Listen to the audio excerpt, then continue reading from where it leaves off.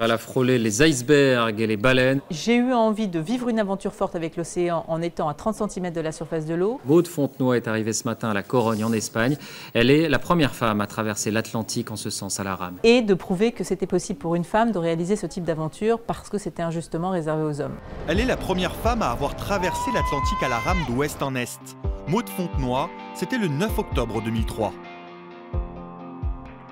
20 ans plus tard, elle témoigne pour l'INA. Il faut quand même savoir que la réalisation d'un projet, déjà tu as la 99,9% des gens qui te disent que tu es complètement dingo, qui ne croient pas en toi, qui te disent que tu n'y arriveras jamais, que c'est dangereux, que c'est pas possible, que ne voient pas l'intérêt. Donc tu dois vivre aussi avec ce poids de l'autre à côté de toi qui te décourage du matin au soir. Et puis après tu as les contraintes vraiment matérielles qui sont comment je trouve un bateau, comment je le construis et comment je trouve l'argent. Et donc oui, j'ai dû emprunter de l'argent. Pour ce défi, Maude Fontenoy a été inspirée par Gérard d'Aboville, premier Français à avoir traversé l'Atlantique à la rame en 1980. Que ressentez-vous à l'approche de Brest? Oh, je ressens pas grand-chose depuis 2-3 jours parce que je réalise pas tellement. J'ai rencontré Gérard d'Aboville un jour sur un salon nautique et je me suis dit, il a l'air quand même drôlement normal. Et je me suis dit, comment est-ce qu'un humain tout à fait normal et vraiment qui me ressemble, avec 2 bras, 2 jambes, voilà, comment on peut se dire qu'on veut un jour traverser un océan et surtout qu'on y arrive.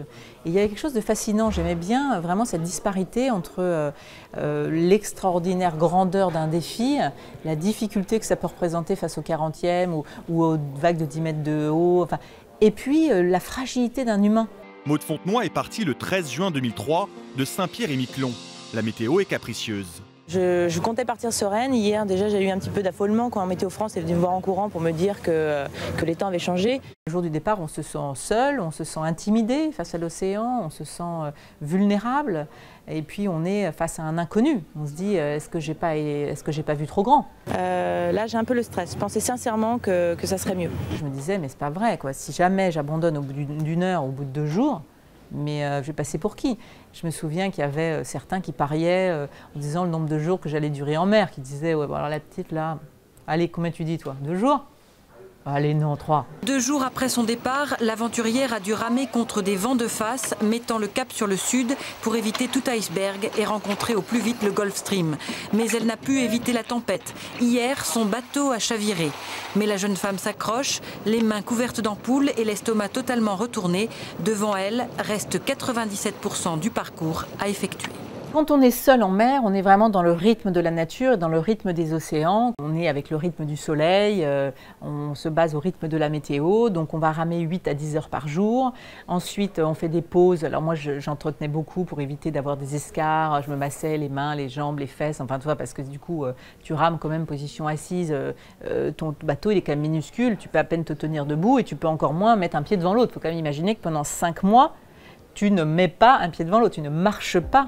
Durant la traversée, la navigatrice a connu quelques imprévus. Après 98 jours de mer, alors qu'elle espérait enfin trouver des vents favorables, son désalinisateur tombe en panne. Oui, alors le problème de désalinisateur, c'est vrai que c'était hallucinant. D'un seul coup, tu n'as plus d'eau à boire, c'est vrai que ça paraît inconcevable. À 8 jours du but, la Française ne dispose plus que de 8 litres d'eau douce, alors que sa consommation est estimée à 2 litres par jour. Dès lors, il n'est plus question de record, mais de survie. Tu es au milieu de ta tempête avec ton machin, et alors du coup j'avais des pièces pour un 2e désalinisateur, et donc j'ai bu mon urine. Donc j'ai fait ça pendant 5 jours, j'ai réussi à faire avec des pièces détachées, refaire un désalinisateur, enfin bref, et repartir. Le 9 octobre 2003, après 119 jours en mer et 6700 km parcourus, ça y est, Maude Fontenoy atteint la Corogne en Espagne. J'avais envie de prouver qu'une femme pouvait tout aussi bien y arriver qu'un homme, que c'était pas qu'une question de gros bras, et que même toute jeune fille qu'on peut être, on peut aussi avoir envie de se lancer des défis comme ça extrêmes. Je voulais montrer aux femmes, voilà, que c'est d'abord dans la tête qu'on fait les choses, que c'est d'abord avec ta volonté qu'on fait les choses, et que si tu as envie de gravir une montagne, traverser un océan à la rame, enfin peu importe, moi j'avais envie de vivre ça parce que j'aime la mer et parce que c'est vraiment l'environnement dans lequel je me sens le mieux, mais ça permet peut-être de faire passer un message plus largement, et j'ai reçu beaucoup de courriers dans ce sens avec des femmes qui, ah bah grâce à vous, j'ai réalisé mon rêve de partir ici, de changer de métier, de croire en elles.